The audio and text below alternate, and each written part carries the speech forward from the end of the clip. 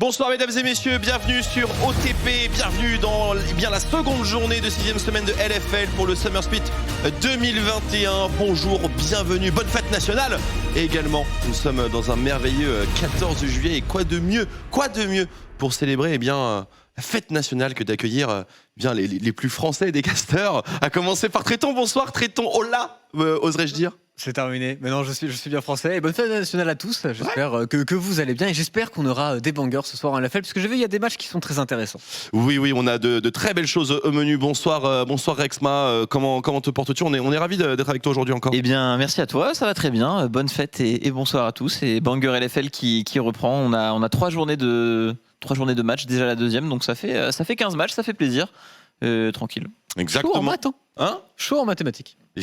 plutôt bouillant. En effet, en tout cas, on espère que vous allez bien à la maison, que vous passez un bon jour férié, si vous avez l'occasion d'en profiter, bien entendu. Le programme des festivités de ce soir est extrêmement animé. On va vous donner toutes les clés pour comprendre les enjeux de nos 5 matchs de la soirée. Mais avant ça, comme à l'accoutumée, messieurs, on regarde ce qui s'est passé hier, tranquillement, parce qu'il s'est passé des choses. On avait des banger matchs et on va commencer par le Misfits contre GameWard où, on avait un match disputé, c'est certain, mais une issue favorable bien sûr pour les Lépinots. Tout à fait, les GameWard qui ont osé une draft, ils n'avaient pas le droit à l'erreur, on avait un bon early game, on avait réussi à stacker les Drake, et malheureusement après ce move on aurait dû bien snowball pour les GameWard, mais on n'a pas réussi à avoir ce Drake qui semblait c'est un petit peu ici que la game a changé de bord, et en face, tu l'as dit, le scaling était vraiment débordant, donc même si on s'est un petit peu raté en draft, comme nous l'avait dit Agressivo par exemple en interview, il trouvait qu'en face ça avait bien draft, derrière ils avaient les arguments teamfight late game pour totalement outscale et aller chercher une petite victoire qui était importante pour les Misfits parce que ça commence à se resserrer. On est d'accord, on a eu un gros Schlatan, Agressivo nous a parlé des drafts et également un petit pool de Baron Nashor pour les GameWard qui était tout à fait discutable. Vitality contre BDS, traitons. Le Vel'Koz.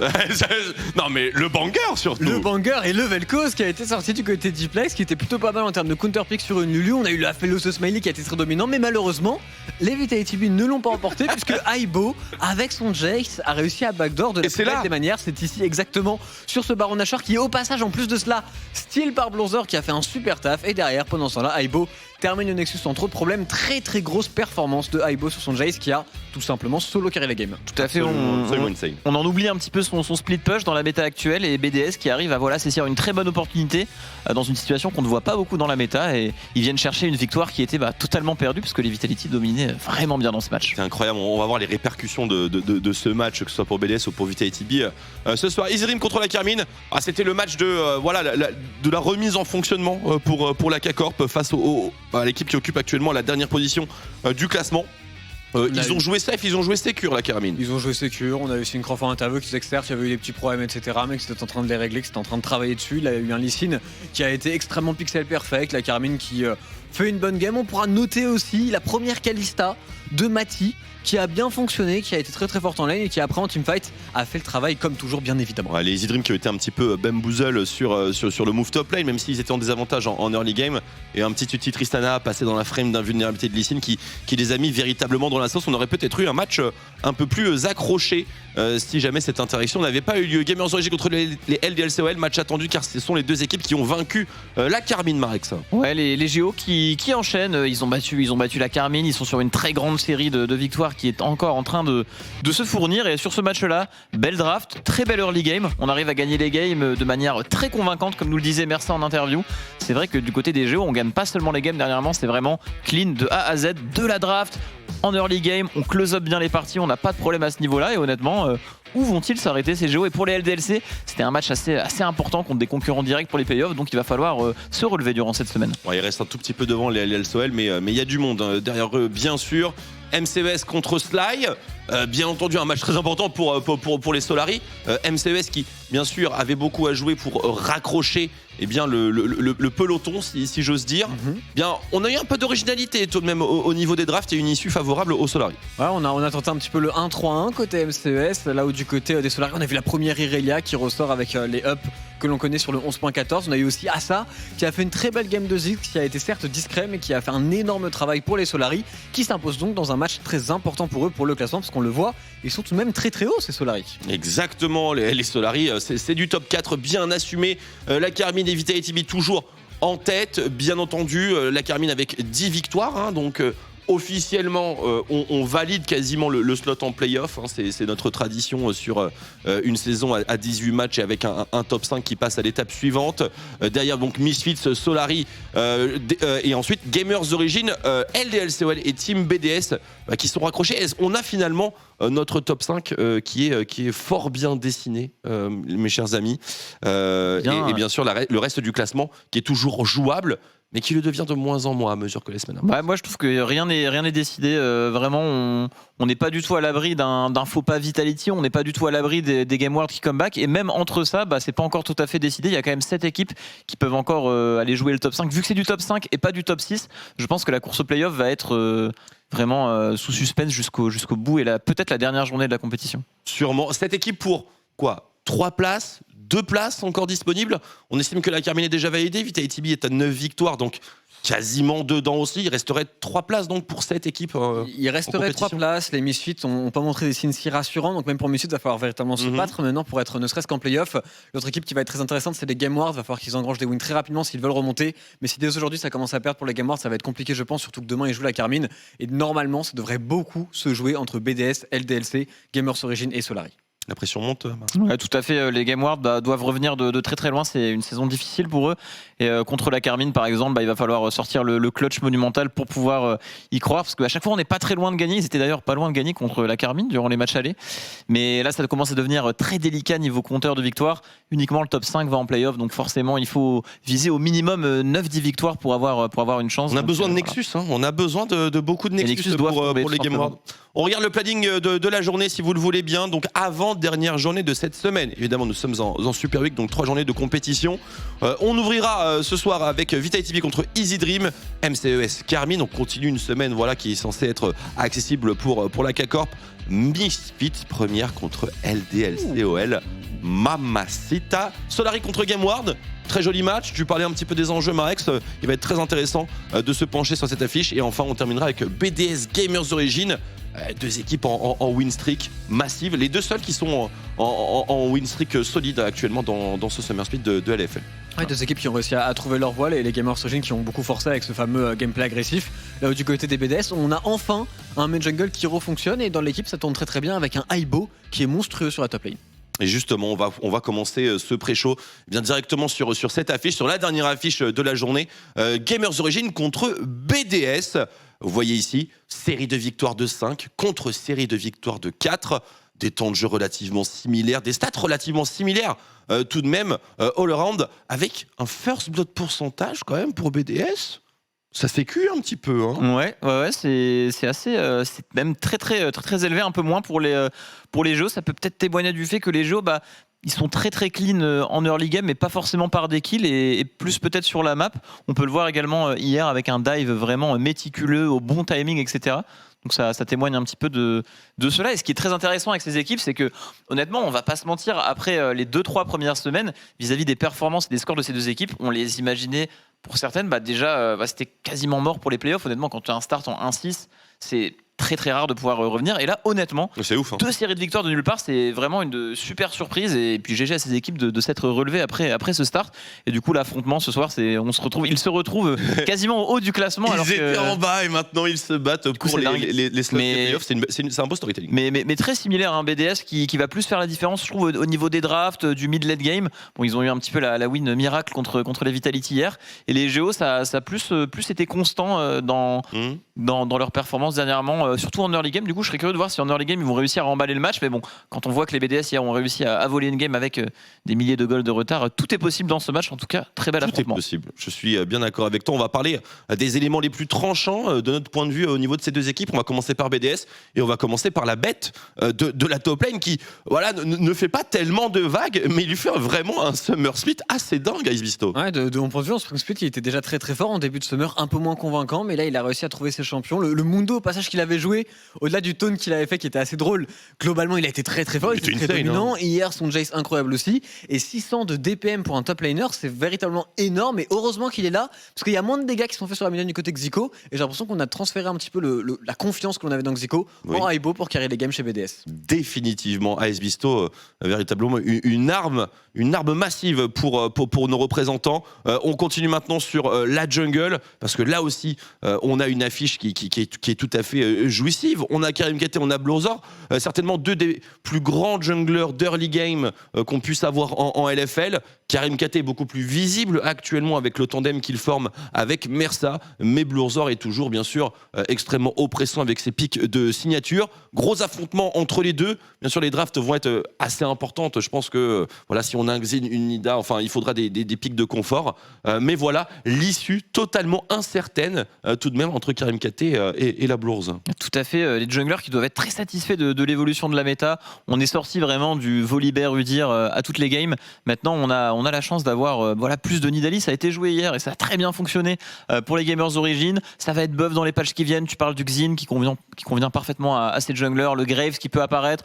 On sait qu'à tout moment, il peut y avoir des Kindred. On en a eu pas mal du côté d'Inspire dans LEC par exemple. Donc c'est vraiment des junglers qui apportent beaucoup à leur équipe quand ils sont en forme, parce que c'est des très bons joueurs. Et d'autant plus avec la méta qui est en train de se dessiner et qui va plutôt bien leur servir normalement. Jusqu'à la fin de saison, hein, clairement. Vas-y. Mais Marex l'a dit, la Nidalee qui a été très importante pour Karim hier, on sait qu'elle a pu l'être aussi pour Blozor plutôt dans le son split. signature pick. Hein. Exactement, ça fonctionnait très très bien avec le Jace. Donc Nida et même Lee Sin, pour moi, sont les deux picks qu'il va falloir regarder tout particulièrement parce que c'est parmi les deux meilleurs joueurs que l'on a sur ces champions en l'occurrence. Un avis sur qui pourrait l'emporter entre les deux, ou alors pas trop, parce que quand même les junglers ça dépend des supports. Exactement. Le problème de Karim, la chance de Karim, c'est qu'il a Mersa. Bah écoute, on va regarder un petit peu les supports justement. On va se pencher un petit peu sur cette synergie jungle sup juste derrière Mersa R2T. Alors on parle énormément de Mersa à juste titre, bien entendu, dominant, lecture de la carte. Assez exceptionnel, il faut dire. Mais qu'est-ce qu'on pense de son adversaire, mon cher expert support? Les deux sont très très bons, mais je dirais que Mersa est même bien plus impressionnant dans son playstyle, même si Ardot a sensiblement le même. Le problème d'Ardot, c'est que je pense qu'ils sont un peu moins forts en phase avec J-Link. Du coup, ils ont moins de priorité, ils n'arrivent pas forcément à prendre des kills ou de l'avantage en 2v2. Et forcément, de roam, quand tu n'as pas ton avantage en 2v2, c'est très compliqué. Et après, en plus de cela, actuellement, Xico sur la midlane, c'est pas forcément son meilleur split, c'est pas le moment où il est le plus dominant. Donc du côté d'Ardot, même ses roamings sont moins impactants de par le fait que ses laners sont un peu moins forts. Là où les Géo, actuellement, leur laner avec Inax et avec Ronaldo, tu peux jouer partout, très dominant. Du coup, Mersa peut aller snowball des laners qui sont déjà très très forts. Effectivement, il peut être extrêmement proactif. Est-ce que ça se voit sur la hitmap justement, on va vous l'afficher tout de suite. Donc, kill map des jungle support de 0 à 15 minutes, donc premier quart d'heure de jeu. Donc, là où il y a les plaques qui se jouent autour des tourelles. En rouge, Gamers d'origine. En bleu, celle ancien, team BDS. Vous voyez que, bon, il y a des profils relativement différents, mais en termes d'activité, il n'y a pas une grande rupture tout de même. Bah moi, ce que je trouve intéressant, c'est que par rapport à la win streak et à la domination de ces équipes dernièrement, on a très peu de points sur le top side au niveau de ce héros de la faille. Donc je trouve ça intéressant. On va plutôt jouer pour la bot lane, il semblerait, alors qu'on a quand même les top laners de ces équipes qui performent plutôt bien. On a vu Ice Bisto, etc. Donc voilà une manière de jouer peut-être un petit peu différente des autres équipes, mais tout de même assez similaire entre ces deux-là, du moins. Supérieur analyste, Marek, c'est exactement ce que les statistiques veulent nous dire. On tourne autour de la mid lane. On tourne autour du support, mais le top laner, bon. Et au final, en termes de support, on parle beaucoup de Mersa Karim qui ont été impressionnants, certes, mais du côté de Ardot, on est aussi bien collé avec son jungler, on aide aussi beaucoup Blozor, et on voit des stats qui sont sensiblement les mêmes pour les deux ADC. Juste du côté des Gamers Origin, on joue peut-être un chouïa plus pour Inax pour le mettre très très bien avec des pics d'Aphelios. Aphelios, bien sûr. Mais globalement, c'est plus ou moins les mêmes ressources qui sont allouées des deux côtés en termes de jungler, et c'est pour ça que ça va être très intéressant parce que les playstyles se ressemblent beaucoup dans ce match. Exactement, on parle beaucoup du jungle support des Gamers Origin, mais les BDS ont manifestement un style similaire et surtout des choses à dire, je pense, dans le versus qui va rendre ce match-up. C'est pour ça qu'on l'a choisi, ce match-up entre Gamers Origin et BDS en fin de soirée, qui va être absolument palpitant. Maintenant, on a un autre match qui nous intéresse beaucoup aujourd'hui. Il y a bien sûr nos chers renards qui reviennent à nouveau sur la faille après la défaite tout de même qu'ils ont subi hier face aux Gamers Origin, et ils seront face aux Misfits Première. Clairement, alors, si on avait eu cette discussion lors des semaines 1, 2, 3 de ce Summer Split, on aurait dit, bon, bah, un point de plus pour les pronos. On met les lapinaux et puis ça passe. Aujourd'hui, où est-ce qu'on en est, messieurs? C'est compliqué à dire parce que LDLC avant le match d'hier était vraiment en forme. Hier, ils ont quand même montré quelques faiblesses, mais du côté de Misfits, on n'est vraiment pas le grand Misfits première qu'on a pu voir dans cette LFL. Ils sont plus du tout aussi dominants, ils ont plus des teamfights qui sont aussi forts. Ils ont juste un Zlatan qui lui farme très bien, qui fait toujours un bon travail, mais globalement, même en face de lane, je trouve les Misfits beaucoup plus tendres qu'avant, et ça pourrait laisser la place au LDLCL de développer leur style de jeu et de développer leur pool de champions. Après, les stats sont quand même assez imposantes, hein, tout de même côté Misfits. Après, tout ça, c'est lissé sur l'intégralité de la saison, évidemment.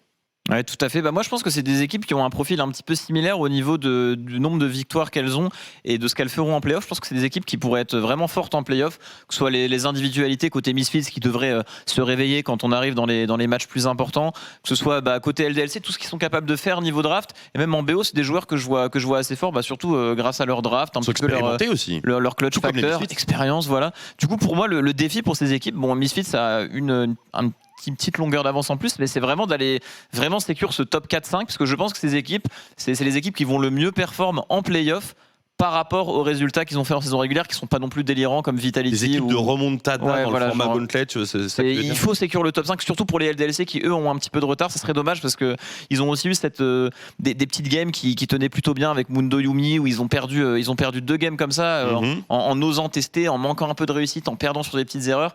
Du coup là, pour eux, l'objectif c'est vraiment de tenir le coup, d'aller chercher ce top 5, et je pense que s'ils y arrivent en playoff, ça va vraiment le faire. Ouais, tout l'arsenal pourrait être utilisé à bon escient. On va parler de différents postes. On a choisi de parler de la top lane pour commencer l'overview de ce match.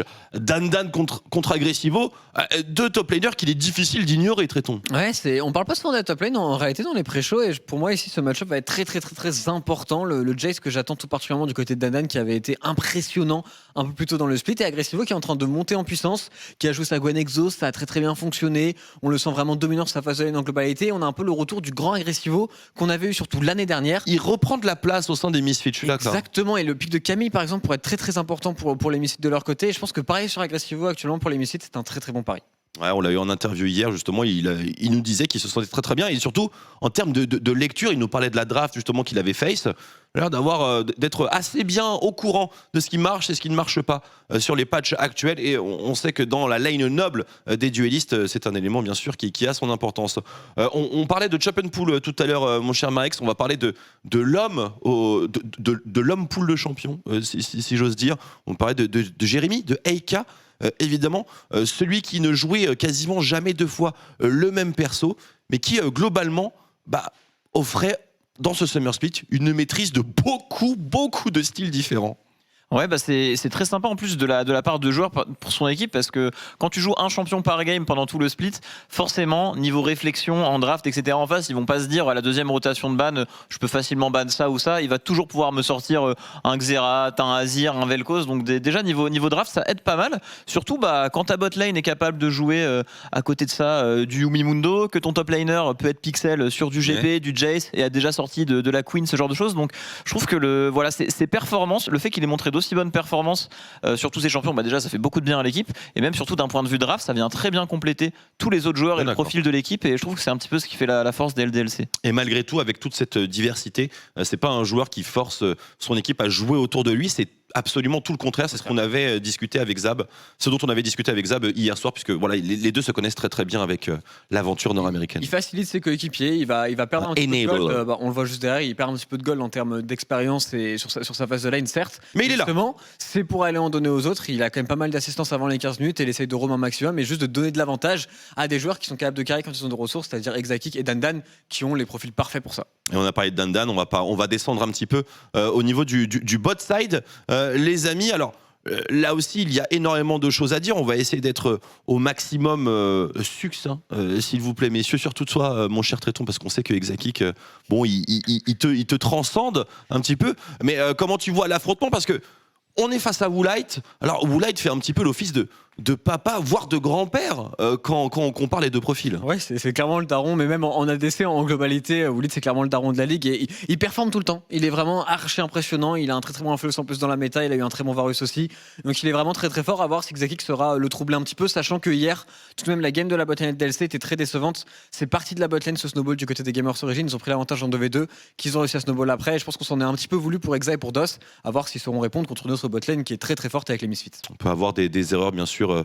de temps en temps un petit peu isolé. On voulait vous parler un petit peu de Certus et Zlatan, mais malheureusement le chrono tourne vite et aujourd'hui eh bien, nous avons une superbe loupe de teamfight qui nous est proposée par Tréton, un teamfight que tu as récupéré du match-up LDLCOL contre Karmine Corp, et vu le banger que ce match était, voilà, Certus et Zlatan comprendront, on a envie un petit peu de jubiler devant tout ça. Ah bah il y a eu énormément de teamfights. Bon, on en a choisi un qui était extrêmement close. Déjà en termes de gold, il y avait un petit avantage pour la LDLCOL sur ce timing certes, mais il y avait un avantage dragon du côté de la Karmine. C'était une partie, si vous ne l'avez pas vu, je vous la conseille. C'était vraiment l'un des plus gros bangers, je pense, de cette LFL. On va revoir, on va tout décortiquer. Il s'est passé beaucoup de choses avec la Karmine Corp qui a une composition en plus assez particulière, qui veut aller très très deep, qui veut toujours teamfight, contre des LDLC qui ont plus une compo poke avec des teamfights qui, comme vous le voyez, durent très très très longtemps durant cette partie, et il y avait déjà plus de 30 kills à ce moment-là.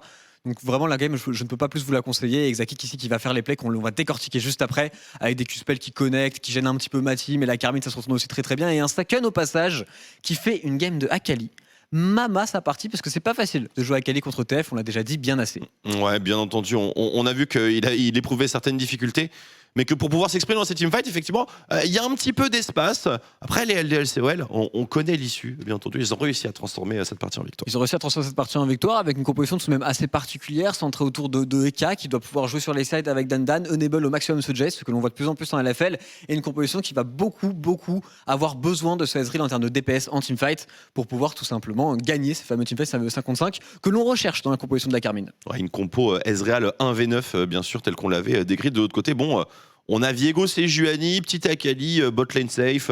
C'est la classique. C'est classique, hein. Bon, c'est Juani, on veut teamfight, on veut jouer en 5 contre 5 et on veut flank. Pourquoi ? Parce que tu as Akali et Viego, tu veux tuer une cible très rapidement et donner des resets à Cabochard pour qu'il puisse 1v9 le teamfight. On l'a aussi assez vu sur Viego.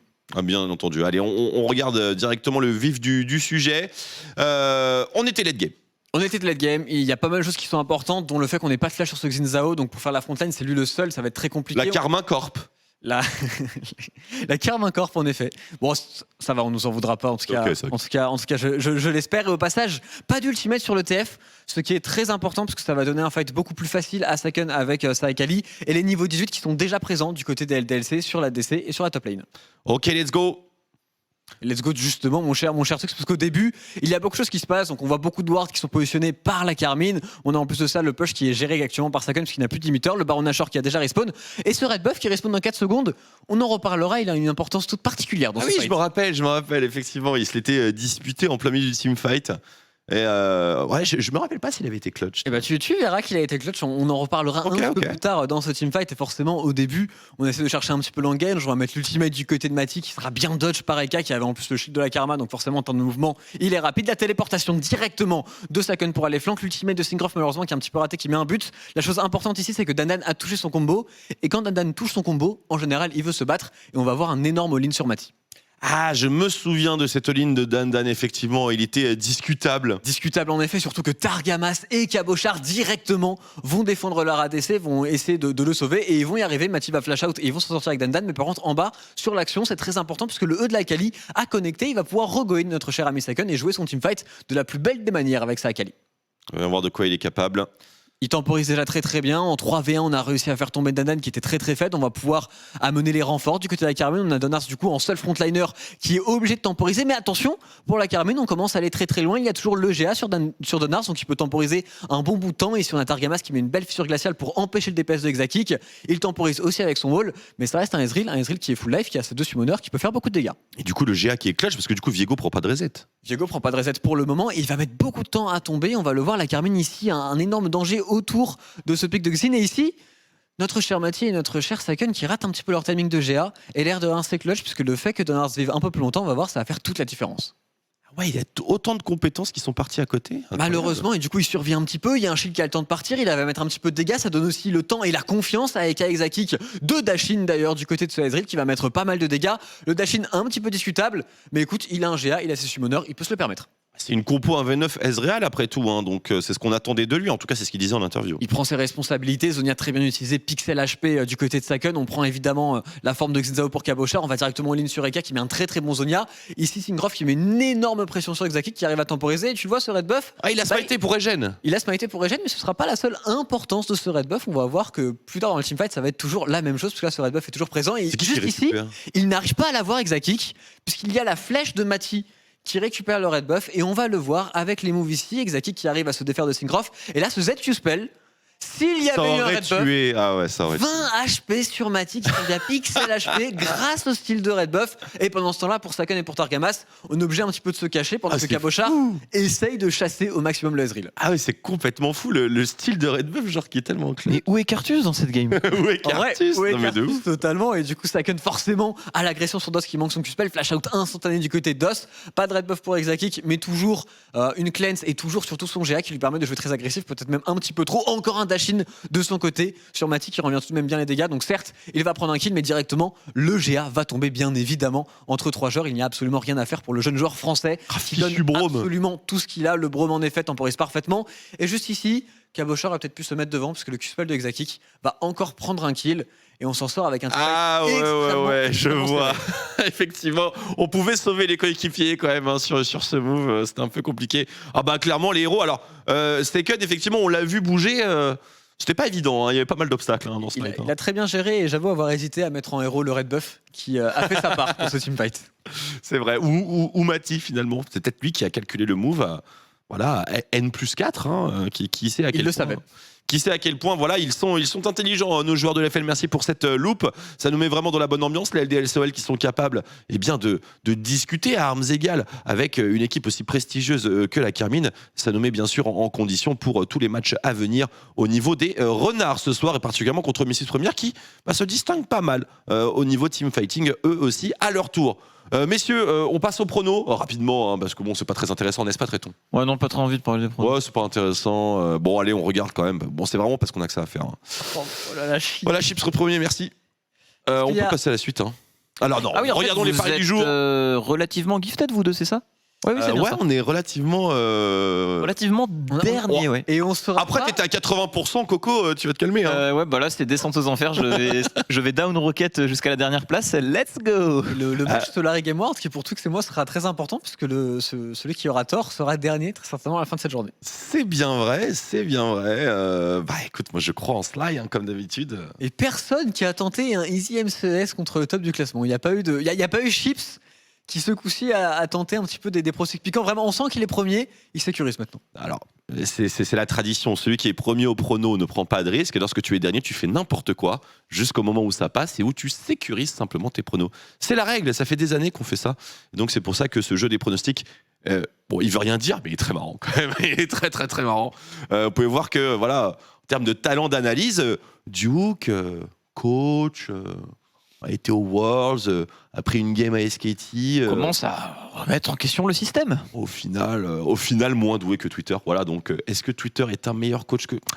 on peut aller Est-ce loin. que Twitter est free agent pour Twitter SKT? est free agent. Je sais Bah pas. écoute, en tout cas, il y a des postes disponibles. Je pense qu'avec ça sur votre CV, effectivement, le jeu des pronostics sur OTP, vous pouvez certainement pouvoir peut-être candidater à certains projets e-sportifs par-ci par-là.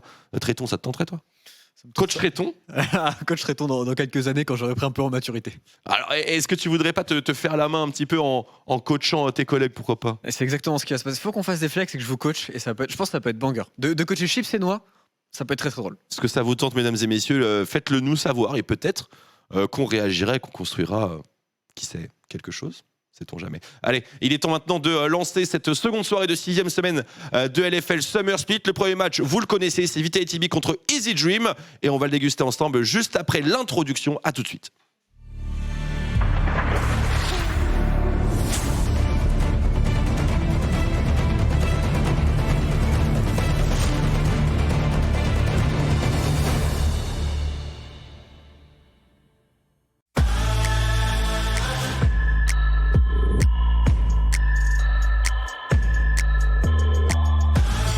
Côté des Vitality, on montre une certaine constance. On peut parler de top 1 égalité maintenant Top 1 égalité, totalement. avec la Carmine dans la ligue.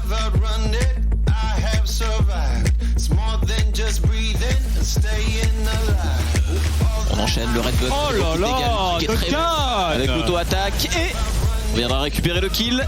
4-0-4 pour notre ami Skins. 100% de kill participation. Traitons. La semaine qu'il fait de LFL est vraiment illégale pour le coup.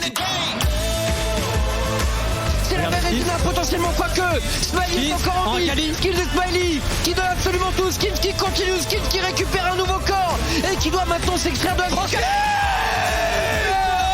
Incroyable. Pour Skills. Gamers Origins, il y a quand même un standing à respecter et ils ont tout à fait l'air d'être back on track. L'éruption solaire en plein milieu, Sterpus a pris beaucoup de dégâts. Ouais, mais l'arrivée de Schlatan, est-ce que ça peut suffire avec les dégâts de cette Diana, la fatigue positionnée, on va devoir partir. Karim qui ne s'arrête pas et le doublé de Karim.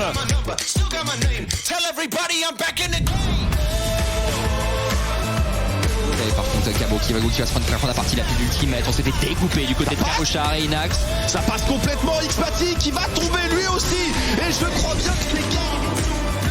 On a un nouveau bad boy in town, effectivement. Gamers Origins, c'est 4 victoires d'affilée et un 2-0 cette semaine. Gamers Origins sont là, ils ont faim. I really think that we're gonna be the best team in Heroes when the split is over, so that's the goal always.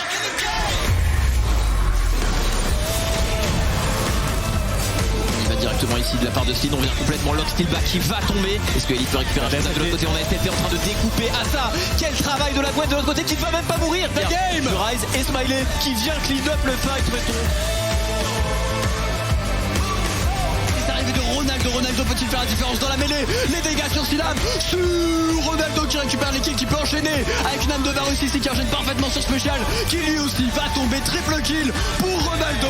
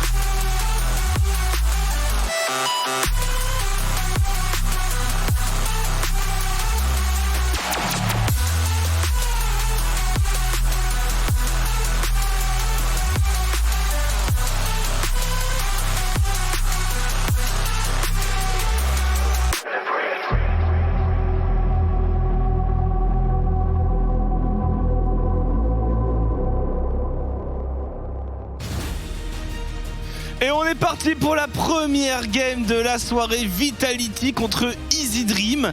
Et concrètement, si Easy Dream perd cette game, Twixou, c'est quasiment mathématiquement impossible. Oui, ça l'est presque. Alors, mais ça le deviendrait. C'est vrai. Alors ça l'est presque qu'on peut pas utiliser le terme mathématiquement. On n'est pas encore autorisé.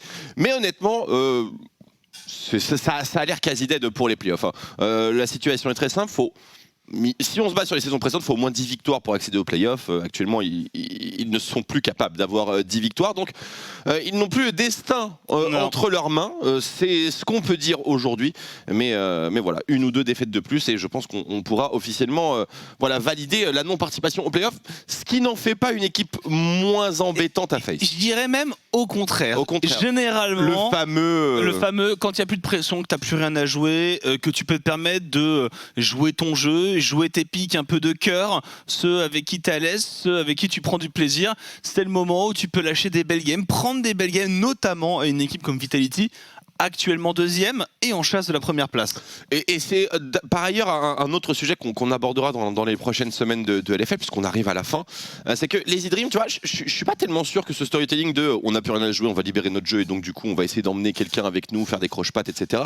Parce que cette saison, il y a quand même un truc différent. C'est vrai. C'est qu'on peut descendre en Div 2. Alors, c'est une étape assez importante parce qu'il y a des équipes qui montent et donc un affrontement qui va devoir prendre place. Et les Easy Dream n'ayant pas réalisé un segment de printemps tonitruant, ils ont terminé 8e à 6 victoires, 12 défaites. Et donc du coup, s'ils terminent bottom 3 encore une fois, très probable que le up and down ce soit pour leur pop. C'est ça. Et bon, on aimerait forcément s'éviter cette misère. Après, pour Easy Dream, le problème c'est que même éviter les up and down, ça va être dur. Alors oui, même éviter le up and down parce que le candidat qui pourrait un petit peu les sauver de tout ça, c'est LDLCOL qui occupait également le bas du classement au segment de printemps, sauf que les LDLCOL, ils ont l'air de très très bien se porter et je ne vois pas véritablement aujourd'hui, bien sûr, dans quel monde les LDLCOL pourraient redescendre parce que les LDLCOL ont terminé derrière les Easy Dream au segment de printemps et ils ont terminé 9e sur 10, juste devant les MCES. Donc ce sont eux leurs potentiels sauveurs de up and down, mais ils n'ont pas l'air très déterminés pour lâcher le guidon là. C'est ça, il faudrait espérer éventuellement que GameWard se crash complètement, ce qui paraît... Même pas en réalité, parce que les Gamers ont suffisamment de points accumulés, de points de championnat accumulés avec leur 4e place durant le segment de printemps, parce qu'ils ont fait les playoffs, les Gamers au printemps. Ils étaient là. Il y a peu de pour être en up and down, il faut déconner sur le printemps et l'été.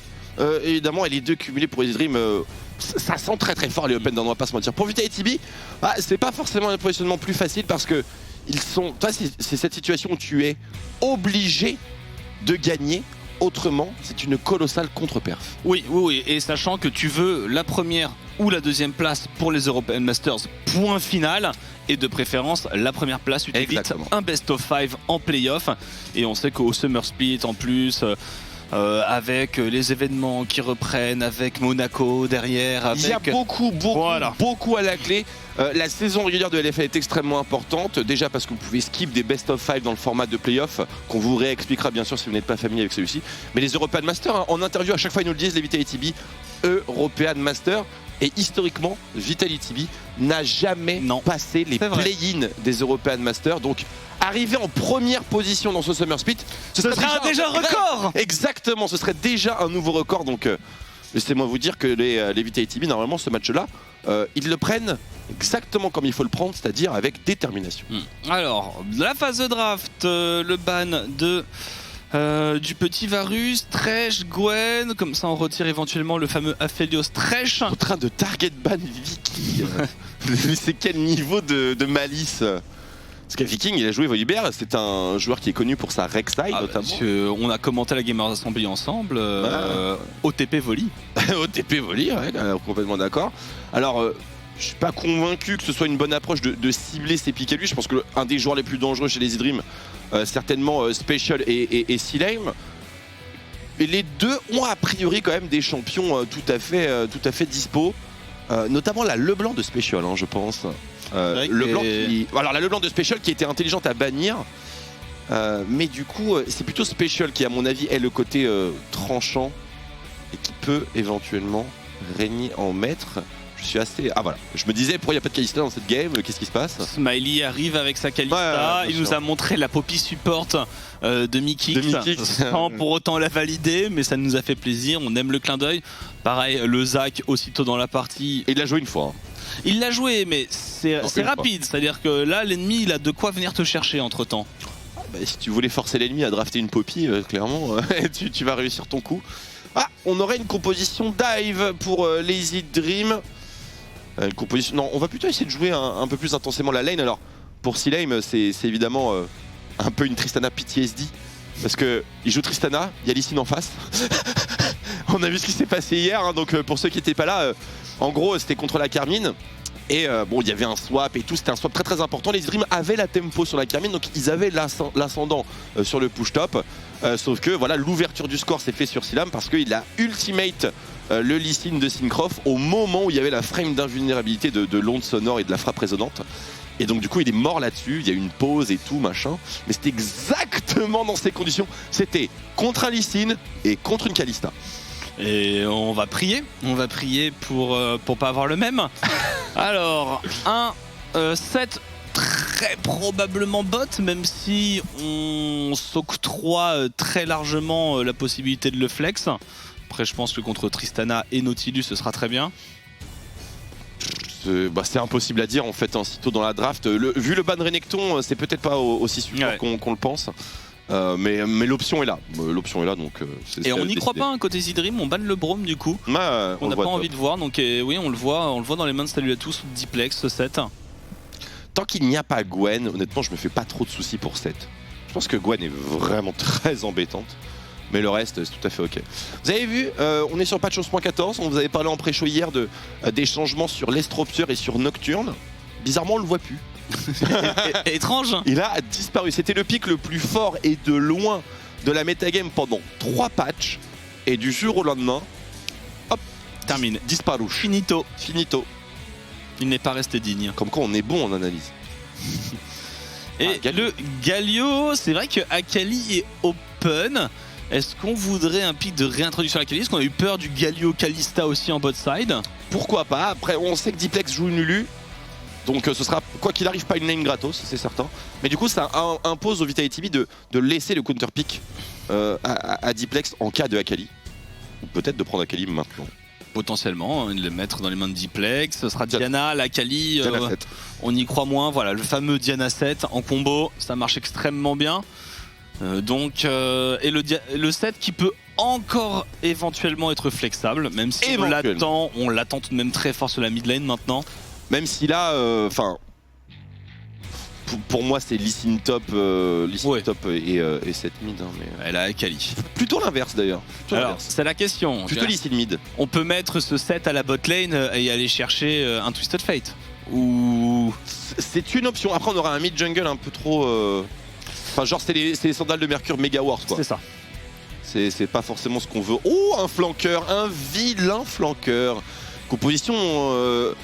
Honnêtement, elle est très intensive à jouer contre la composition des Easy Dream. Hein. Donc c'est Viego jungle. Hein. Flank Akali, flank Wukong, flank également de Viego. En fait, on parle même plus de flank. Non. On parle juste d'une équipe qui n'a qu'une seule carte à jouer, all-in. C'est ça, et là la Tristana jump in, vient chercher des resets. Il n'y a rien d'autre. Le Nautilus fonce. Donc maintenant, eh bien, j'aime pas. On sait que c'est une réponse qui remonte un petit peu. On en a vu notamment dans les mains de Adam face à Gwen. C'était pas. Ça dépend, c'est contre qui en fait? Ça va être contre Wukong. Hein. Le Viego est jungle, ouais. Akali est mid, le Wukong est top. Donc contre Wukong, ça marche. Je trouve juste qu'avec autant de corps à corps en ce moment et de gros bursters, Camille n'est pas facile à jouer parce que teamfight, et encore là je dirais que la compo Easy Dream elle est encore praticable pour une Camille, mais ça reste pas facile avec notamment le bump de la Tristana pour la sortir de sa zone. Exactement, et aussi il y a plein de mécaniques de cancel et notamment dans les compositions mêlées. Ce qui est très fort, c'est évidemment les compétences de zone. Alors t'as la Diana d'un côté mais t'as le Wukong de l'autre, multi-bump, multi-dégâts en pourcentage HP plus le clone. Bottom line, vraiment cette composition, enfin cette game, ça va être un zoo. Oui. Et un zoo absolu. C'est-à-dire qu'en termes de wave control, on n'a aucun des éléments qui font normalement la base de la plupart des compositions. On n'a pas de mec qui clear de loin en étant safe. À terme, il y a la Tristana. À terme, il y a la Tristana, mais Tristana safe? Non, moi je suis pas trop team Tristana safe. De toute façon, est-ce que t'es un jour safe contre Kalista, Camille, Diana, Lee Sin? Jamais de la vie. Cette game, ça va être un bain de sang. Ça va être un bain de sang et les joueurs sont rentrés dans la fight de l'invocateur. Easy Dream contre Vitality. On commence maintenant.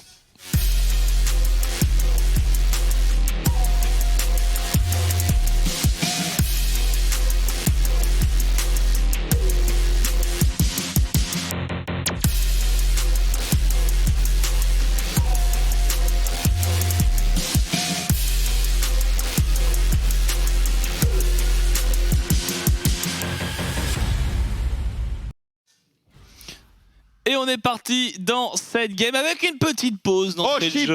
Voilà, le chat noir. Pourquoi on l'a ramené ici? Pourquoi on l'a ramené ce soir? C'est une bonne question. Ça fait 10 ans que je me pose la question. Écoute, petite pause pour commencer. Bon, il n'y a pas de bug, hein, on en est sûr au moins, ça c'est certain. Après, on attend bien sûr les détails, ça devrait être un truc mineur. J'ai eu le temps de rien voir, donc j'ai rien à ajouter. Non, moi je comptais repartir un peu sur cette fameuse Camille, voilà, qui on l'a revu un peu en Corée, on l'a revu en LEC, voilà, notamment Adam, et d'ailleurs c'était une partie qui n'était pas très bien déroulée, on a commencé sur des 0-2, 0-3, et bon, sachant que c'est l'homme qui solo kill normalement ces match-up, on l'a senti un peu moins à l'aise, sachant que c'est dans une époque où traîne le Galio, où traîne le Brome, même s'il n'est pas dans cette partie. Il y a sûrement de ça, ouais. C'est un peu tricky à jouer. Ouais, alors ça a de grandes qualités de laning à cause du passif. En fait, c'est pour ça qu'on aime bien ce pick contre Gwen. C'est que tu tiens les early level parce que tu peux trade in-out entre guillemets et donc du coup ne pas te faire 100-0. Tu as des capacités de setup qui sont délirantes et surtout tu es un top laner / flanker / split pusher / team fighter. Parce que Camille, bien sûr, fait partie des bruisers, c'est-à-dire des combattants qui ont la meilleure transition en teamfight du jeu tout entier. Et on va voir aussi ce que donne cette Akali post-nerf. Est-ce que le pick est encore plus dur à sortir? Parce que Akali, de toute façon, avant ou après le nerf, avant le niveau 6, ça n'existe pas. Voilà, ça n'existe pas trop. Et après, ça prend son essor. Maintenant, la question est de savoir à quel point le pic de puissance post-niveau 6 a été diminué. Ouais, donc c'est une réduction flat tout simplement, donc plate sur le R1 et le R2, donc les deux interactions d'ultimate, plus le fait qu'on ne puisse plus lancer la vague de kunai sur le shuriken acrobatique, sur le E quoi, grosso modo. Ce qui en termes de combo, effectivement... Tu peux pas complètement comboter un mec et te barrer à l'autre bout de la terre sans qu'il ait pu réagir. Disons que c'est moins, ça peut être moins abusé. Après, je suis convaincu qu'il n'y a pas tellement de joueurs qui utilisaient le EQ de cette manière, hein, à part les grands titans d'Akali. Donc, pas Cleed en tout cas. Flash in, le casse-tête directement sur la transition niveau 2, Ignite et Flash out forcé. Flash out et Exhaust forcé sur Silam. Botlane qui ne commence définitivement pas bien. Je dirais que ça va, que c'est sur Silam. Deux summoners, c'est grave. Il a le rocket jump. Parce que le problème, c'est que si Rogue avait claqué son flash, ça permet de mettre du X-Flash toutes les 30 secondes per Roselyne pour essayer d'aller chercher vraiment une agression casse-tête. Mais bon, ça reste pas terrible. Hein. Pour moi, c'est catastrophique. Et le fait de ne pas avoir de flash sur Tristana, ça veut dire qu'on peut vraiment la dive. Hein. On peut vraiment la dive. Alors, sur quelle wave? Est-ce qu'on a préparé les waves? Est-ce qu'on en est capable? Est-ce qu'on joue finalement autour du bot side de manière assumée? Est-ce que la mid lane peut assurer finalement une certaine forme de priorité, que ce soit sur la lane ou sur la téléportation? Toutes ces questions-là doivent être posées au sein de l'équipe Vitality. Normalement, quand tu joues Diana, tu vas pas la sortir de son passing de jungle pour la forcer sur un tower dive. Donc ça devrait rien changer. Skins, il termine ça, il fait scuttle, il reset. Oui, et puis on a une très belle prio, voilà, mid et bot, il va au moins prendre le carap. Effectivement, si on arrive à accumuler une double vague là sous la tour, mais j'ai l'impression qu'on n'y arrivera même pas, que c'était en train d'avancer tranquillement à portée. Donc non, un bon gros reset du côté de Skins. Si on avait un Xin ou un Volibear, ça aurait été parti. Par contre, ça c'est à peu près certain. Il y a deux junglers qui vont faire la même chose. Et c'est normal, enfin, c'est comme ça, c'est les junglers farmers. Les junglers teamfighter un petit peu. Mais si pour Viego ça peut se discuter. Donc on va essayer de snowball à l'ancienne hein, pour les Vita. Maintenant ils connaissent avec le timing qui commence à rentrer dans des secondes dangereuses. Ouais, et puis de toute façon là on voit grosse prio bot, grosse prio mid. La Diana qui arrive vers le top side, repéré, qui malheureusement sera vue par cette ward, mais je pense qu'il y a pas mal de choses à faire quand on voit cette gigantesque vague, sachant que le Viego est bot lane côté Easy Dream. On aurait pu, parce qu'on sera pas au rendez-vous, on aurait pu essayer de deny. Petit gank qui a l'air de bien se passer, mais quel casse-tête monumental. Le Haymaker, la téléportation en défense, First Blood tout simplement en 2v3 pour la bot lane des Vitality. B-Special qui a une bonne téléportation qui va pouvoir récupérer un petit kill, mais ça lui coûtera et bien évidemment la vie. Il n'a pas d'ultimate double kill pour Hustling Beast. Cette game se dirige tout droit vers le FF15. Ouais, on n'y est pas encore. 1000 gold, 1500 gold d'avance, mais le 2-0 Kalista avec un assist. La lane va être totalement injouable pour la Tristana. Le casse-tête est somptueux. Alors, il est somptueux, pas aussi somptueux qu'un rocket jump in de Tristana à portée de casse-tête, honnêtement. Et alors, je dis pas que ça aurait changé la donne parce que Il n'y avait qu'un kill à prendre ici pour les Easy Dream, mais après c'était disengage, c'est sûr et certain, tout le monde a TP. Donc il fallait pas jump in au corps à corps du set, quoi. C'est tout, c'est un peu ça le problème. Allez, la bonne nouvelle dans tout ça, parce qu'il faut bien en trouver une, c'est qu'on aura la TP advantage pour Shikari. Donc à voir si on peut pas faire un petit quelque chose sur le niveau 6 de ce Wukong. Là, si avant de reset il avait pu l'avoir et peut-être menacer d'un TP avec une ward un peu avancée pour menacer le bot side, c'est là-dessus que peut-être les Easy Dream ont une carte à jouer pour remonter leur retard. Il faut la jouer, sinon ça va ne faire qu'empirer à mesure que la game avance. Il faut absolument jouer la carte du cyclone de Wukong lorsque SLT n'est pas capable de suivre. C'est obligatoire. Et il garde sa TP, Shikari, il va revenir à pied. Donc vraiment. Sa TP advantage est censé donner un Drake au passage. Au moins. Minimum. Au minimum, effectivement, on va le prendre sur le push du bot side. Et de toute façon, la Vitality ne doivent pas pouvoir se permettre de contester l'objectif. C'est peut-être pas si évident que ça parce que t'as prio mid quand même pour Lee Sin. Ah ouais, on a vu Viking qui a assisté son mid laner pour crasher la wave, mais Diplex a repris le contrôle. Il est niveau 6, donc le fait que Diplex soit aussi devant dans son match-up mid, en termes de pression, j'entends pas en termes de CS ou quoi, parce qu'on voit que c'est pas le cas, eh bien ça rend le dragon. Mais dans ce cas-là, Viking il arrive, il met un gank mid, même s'il touche absolument pas Diplex, il push, il décale à 2, plus la menace de la TP de Shikari. Tu peux pas gank un Lee Sin s'il veut pas être gank. Non mais tu pushes la lane, c'est juste pour push. C'est ce qu'il a fait. Ouais, tu crashes. Bah, il est allé direct au dragon avant de push la lane. En fait, il a crash la wave, il a été au Drake, et sur la wave d'après, Diplex il s'est avancé sur la vague de minions, il a fait fois. Ouais. Et la wave était claire. C'est le problème de Lee Sin. C'est ça, c'est le problème de Lee Sin ou le problème d'Akali d'ailleurs. Et Akali est juste pas capable de match autant de. Mais du coup, on se retrouve bloqué par le match-up mid et on n'arrive pas à jouer un timing qui est pourtant très important pour Easy Dream. Et c'est déjà la moitié d'un timing où la TP advantage n'a pas servi. Là, c'est pour l'instant, à chaque fois que je vois une seconde de cette TP non utilisée, c'est une seconde de perdu sur un prochain cooldown. Le dragon n'a pas encore été fait en soi, donc elle peut toujours avoir quelque chose, mais ouais, on est déjà à la moitié des 2 téléportations de SLT et Diplex, donc le temps presse. Le temps presse clairement. Le fait d'avoir une TP qui est utilisée 2 fois contre une, c'est colossal comme différence. Après, il y a toujours l'élément où la téléportation est un élément dissuasif. Il y a de ça. Mais bon, il n'y a pas trop de quoi dissuader les Vitality là, je pense. Non, quand ils voudront jouer, ils joueront. Ils joueront quoi qu'il arrive. Ah, alors ça bouge, bot lane. Ouais, mais on a... wave neutre. On s'est bien suivi, c'est bien suivi. Le casse-tête est excellent, mais ça va peut-être pas suffire. Ah, mais si c'est une déculottée. Oh là là là. Et le go-in de la part de Skins avec la traction lunaire, il s'est beaucoup trop chauffé. Skins, attention, ça va peut-être offrir un shutdown, ça mine de rien. Viking est spécial qui se met très très bien. Diplex. Merci monsieur Skins. Évidemment Diplex qui va aller calmer tout le monde. C'est une qui est fait travail. Quoique, il a loupé son sonore. Attention, c'est pas terminé, Viking est encore en chasse, et si finalement l'action s'arrêtera là. Bon, avantage Easy Dream si je me trompe pas, à 3 pour 2. Oui. Quelle bande de trollers, vraiment. Enfin, le fait que Skins go in comme ça, c'est... Et Shikari a TP top dans cette histoire ou il s'est fait cancel? Borderline, alors j'ai pas vu. Il s'est fait cancel, je suppose. Il recule, il recule, il recule. Ah, il se fait follow. Il est suivi par Camille, il pourra pas TP du coup. Oh, c'est bien joué. Ouais, c'est bien joué. C'est juste très bien joué de salut à tous. Parce que là, pour le coup, le trade, c'était pas le même avec cette TP. Alors, par contre, il y perdait beaucoup au top side. Ah. On voit mid lane que Diplex est un peu en difficulté. Il se repositionne sans problème. Ouais, bon, bah, au moins les Easy Dream qui ont le droit de rêver quand même dans ce match. Skins, c'est... et je dirais pas qu'il s'est offert, mais qu'il a été définitivement trop loin parce que le all-in de Diana comme ça face à une exhaust, c'est pas non plus le banger. Et du coup, c'est ce dragon, premier dragon, qui partira pour Vitality B. Le timing s'est refermé, voilà, la porte s'est fermée pour Easy Dream. Et au contraire, on va arriver dans un timing qui sera un peu plus pro-Vita, avec maintenant la TP de salut à tous qui est en train de revenir. Là où Shikari, il en est encore assez loin. En termes de top laner, clairement, la tendance est pour SLT, qui fait une bien meilleure game pour son équipe en tout cas. Le cancel était important. Bon, héros de la faille. Normalement c'est pour le bot.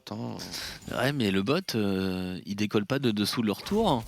Donc toutes les tours sont sous pression. Au top tout de même, salut à tous. Je peux pas la mettre top. Mid lane, je vois pas dans quel monde c'est possible. Mais il n'y a pas de bonne lane où mettre ce héros de la faille. Ou alors faut tout simplement tenter un gros move avec le décalage de spécial. Le truc c'est que ton héros de la faille, tu peux pas l'utiliser en dérangeant l'attribution des lanes. Pour la simple et bonne raison qu'il n'y a aucun autre objectif sur la map. Donc tout le monde va rester en lane. Hein. Ce qui fait que tu vas devoir les déborder, mais regardez ça. Mid lane, hard push, top lane, hard push, bot lane, hard push. Tu le mets où ton héros de la faille? Tu le mets au Corbin? Travail de Viking, c'est de faire un bon gank et de le mettre dans la foulée. Mais il faut ce bon gank. C'est loin d'être facile parce qu'en bot side, on est tellement. Oh, il est rattrapé par la patrouille de France, incroyable. Attends, ça a pas été ping. C'est vrai qu'ils l'ont pas vu. Ah, ça a pas été ping. C'est déjà ça. Mais mon dieu, mais. Metal Gear Viking. Il passe, mais il n'y a personne. Bah, peut-être. Oh, ça passe sur le reset, ça passe sur le reset. Oh, c'est maintenant, c'est maintenant, c'est maintenant. Il faut le mettre maintenant, c'est héros de la faille. Je sais pas si on a l'information. Au moins, on donne jamais le meilleur occasion. Ouais, on donne 2 plaques à Silheim. Allez, fais péter. Et il a raison. Il a complètement raison, Viking. Il faut récupérer des golds là où on peut les récupérer. La Tristana, il n'y avait pas une petite bombe à mettre pour prendre la première plaque. Oh, et on prend pas les golds non plus. What? Ils ont eu peur de se faire TP dans le dos. Ouais, Ce qui est légitime, hein, mais au pire tu sweep. Ouais, je suis. Ah, le héros de la. Bon, après ça met bien Viking quoi, mais. C'est toujours des ressources invivables. Ah, mais c'est vrai, tu peux TP sur ces petits bidules aussi. Non? Si. Il me semble, hein. Oui, complètement. Du coup, il y a tout le temps des wards dans ton dos. Bon, après, c'est pas les wards les plus discrètes. Hein. Il y a un moment. Tu peux vachement optimiser le pathfinding de ces petits spectres. Après, j'avoue, je suis pas sûr à 100% que tu puisses TP dessus, mais. J'ai un doute, je pense pas. Ouais, a posteriori, en y réfléchissant, ça me dit rien. Je suis sûr et certain qu'on pouvait. Ouais. Maintenant, je ne sais pas si à un moment donné, ça a été fixé. Parce que je me souviens pas une seule fois en compétitif d'avoir vu ce move. C'est ça. Donc, je maintiendrai ça sur un petit conditionnel. Bon, bah, première tourelle du match, hein, sans surprise. Ouais, mais Easy Dream, ils sont dépassés. Ils sont dépassés par la phase de lane de Vita, ils sont dépassés par les mouvements de cartes. C'est vraiment sur chaque objectif qu'on comprend, et c'est pas une critique pour les joueurs, hein, ils le savent très bien. Il y a des golds locaux. C'est-à-dire locaux, il faut être proche de la tourelle pour récupérer l'argent. Tout simple. Enfin, c'est aussi bête que ça.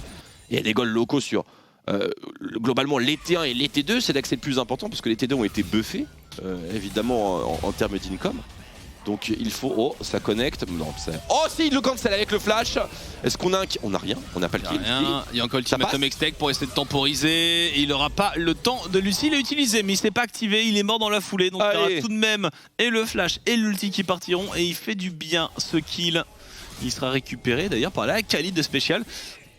Un désespoir finalement cette Akali nerf.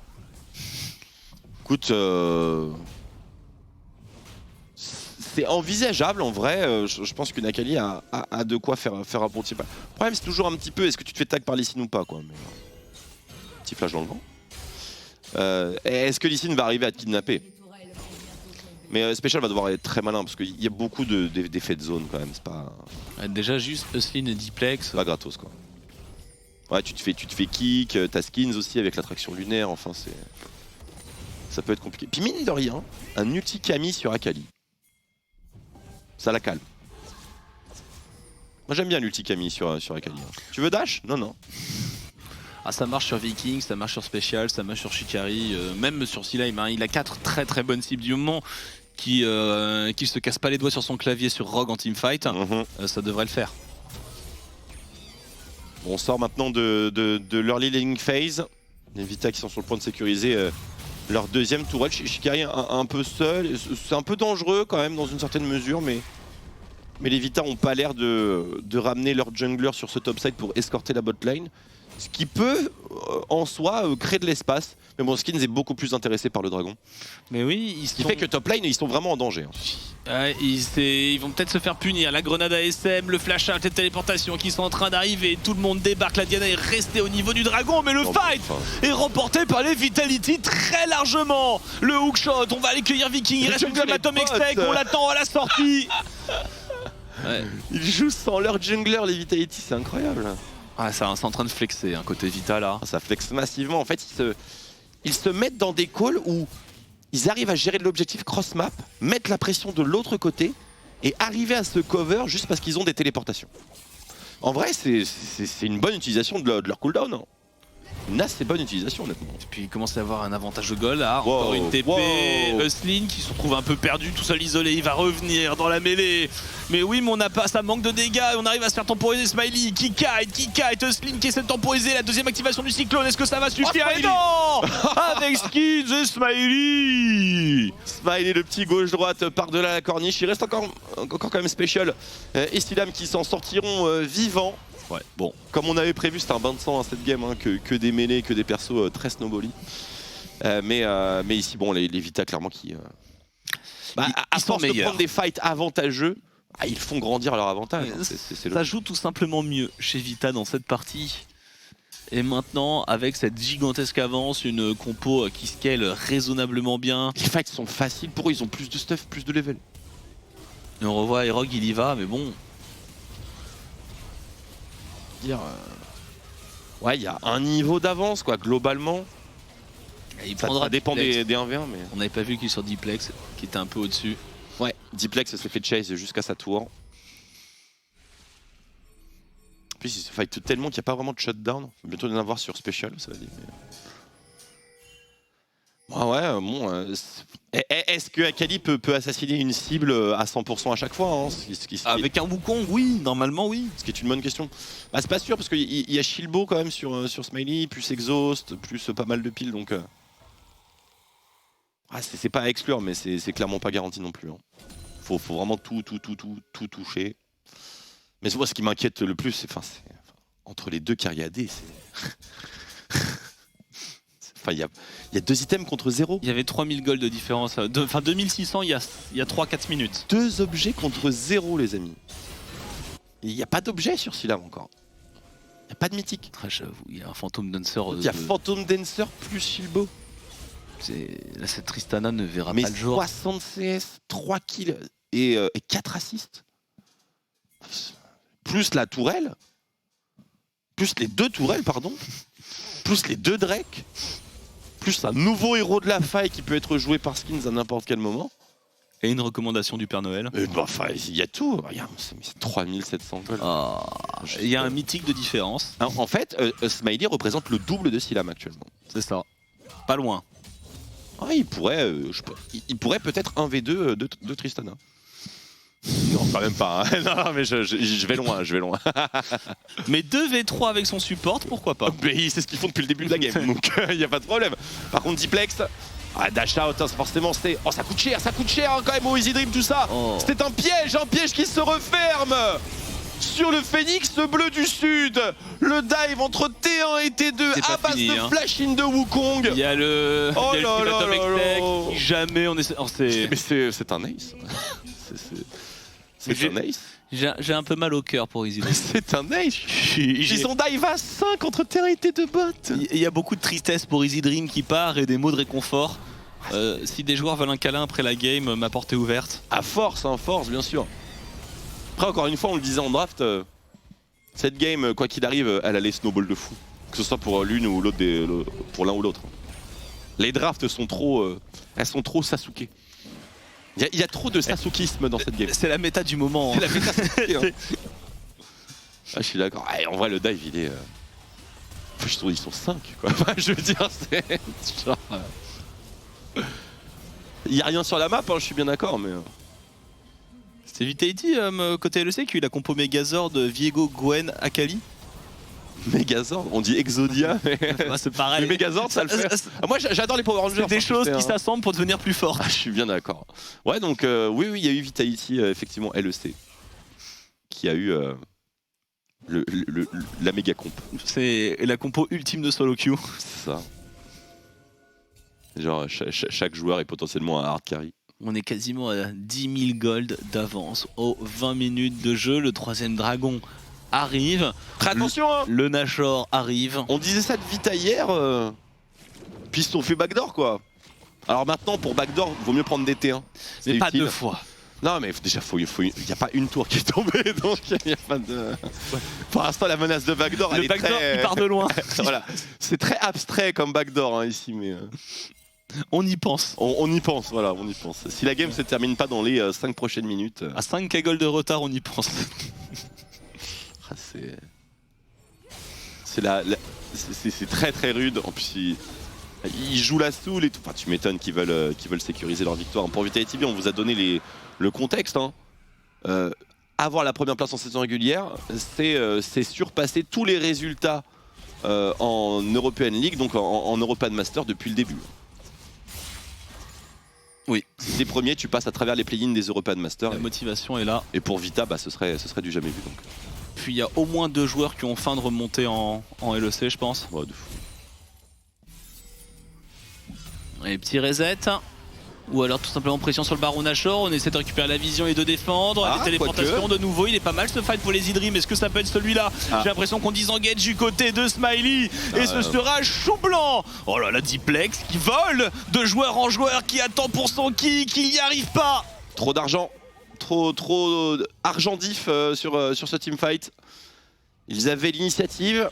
Ils ont eu globalement 5-6 secondes d'avance, le temps que les 2 téléportations de Diplex et SLT soient complétées. Et une fois qu'elles ont été complétées, c'était un massacre tout simplement pour le Baron Nashor juste derrière, normal. Le mid jungle des Idrim étant décédé, Baron Nashor validé, hard reset. Et on push. Mid top, mid bot. Mid top bot. Mid top bot. Et la jungle au passage. Je dirais mid bot, c'est plus logique, mais... Ah, bah tu vois, Special il est au courant. C'était effectivement un mid-bot. Ouais. On va renvoyer SLT sur le bot side.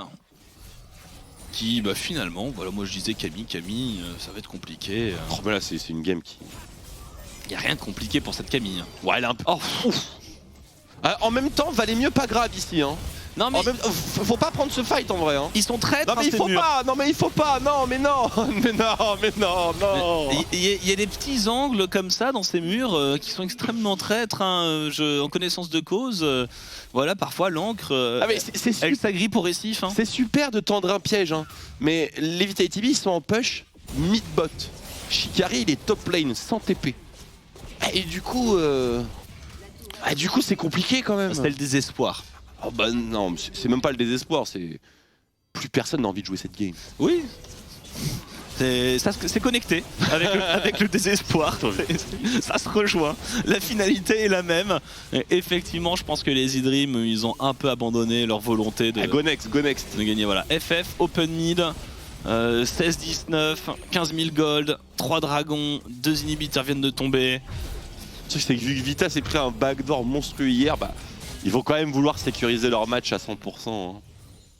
On peut pas leur en vouloir, à vrai dire. Le problème, c'est qu'ils vont pas sécuriser le match sur un Elder Drake. Parce que s'il y avait un Elder Drake, là, tu vois, je serais en mode...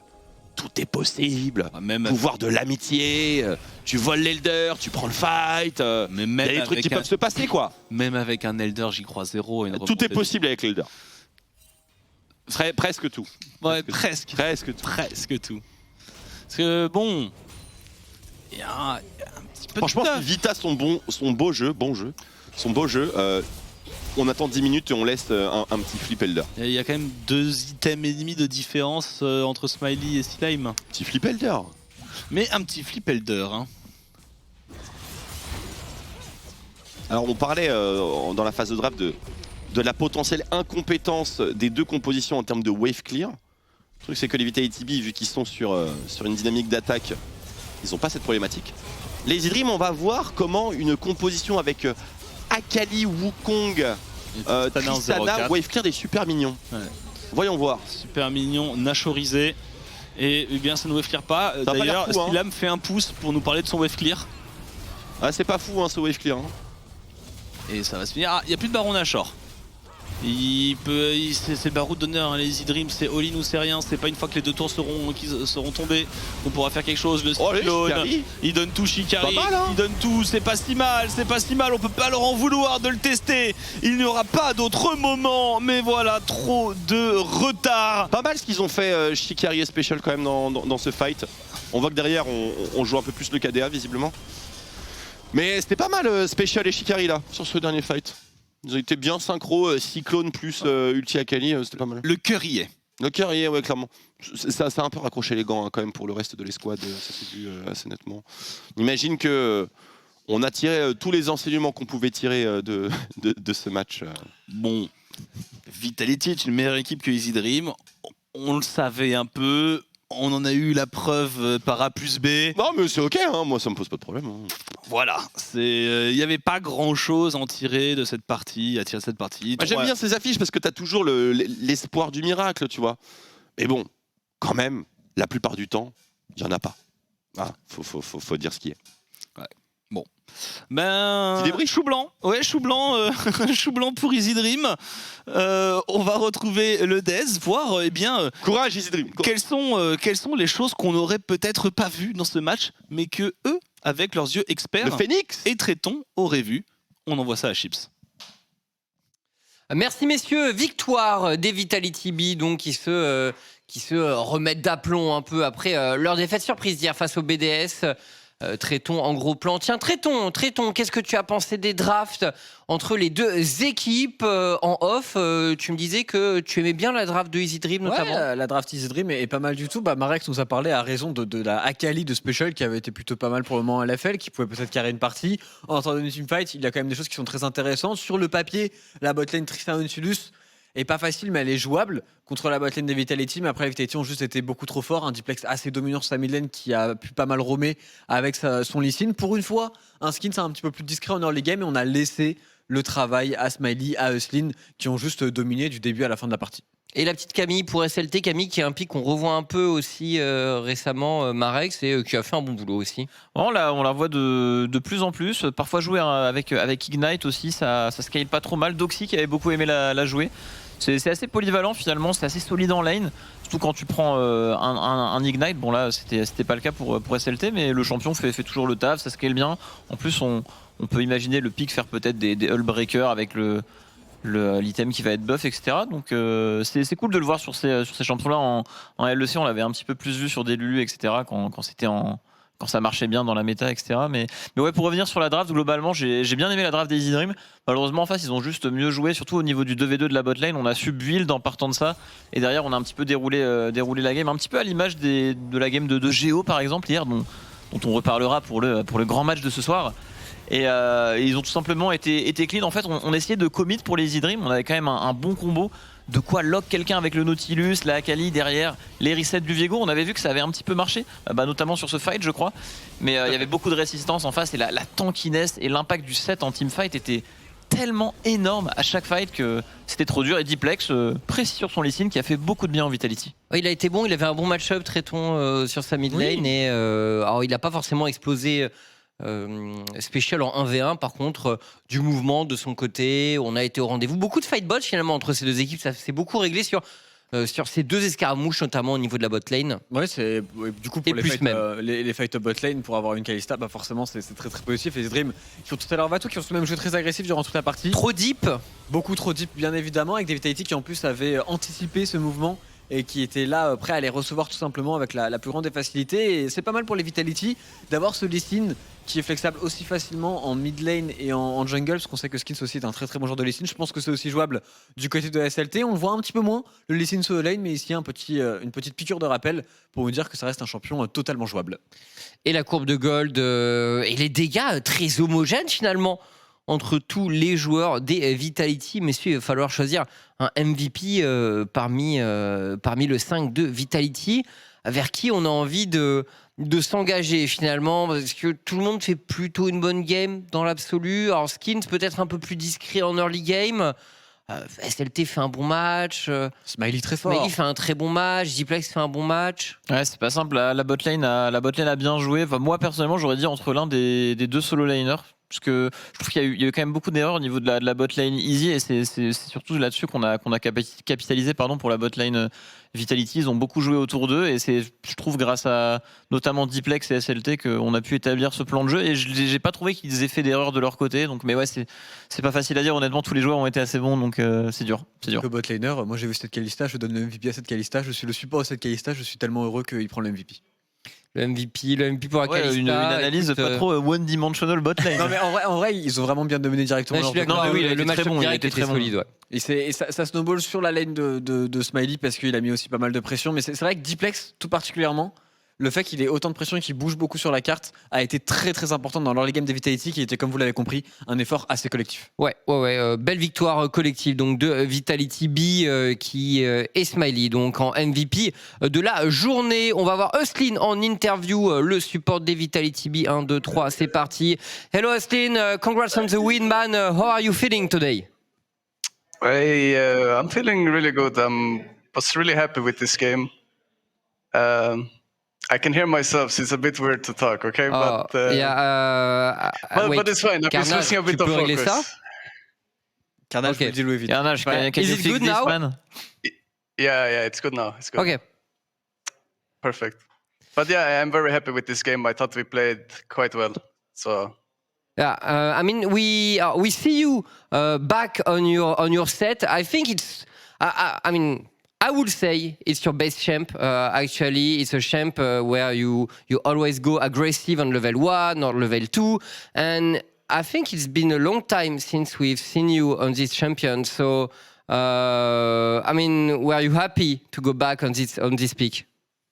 Yeah, of course, I'm very happy. I only played it one time before in this split, and the previous weeks I was seeing Targama playing really well on it, having a lot of fun. So I was like a bit jealous, hoping to play it, So now I got to play it, so I'm happy. Is it still very good without the Stride Breaker, which has been quite, with less dash?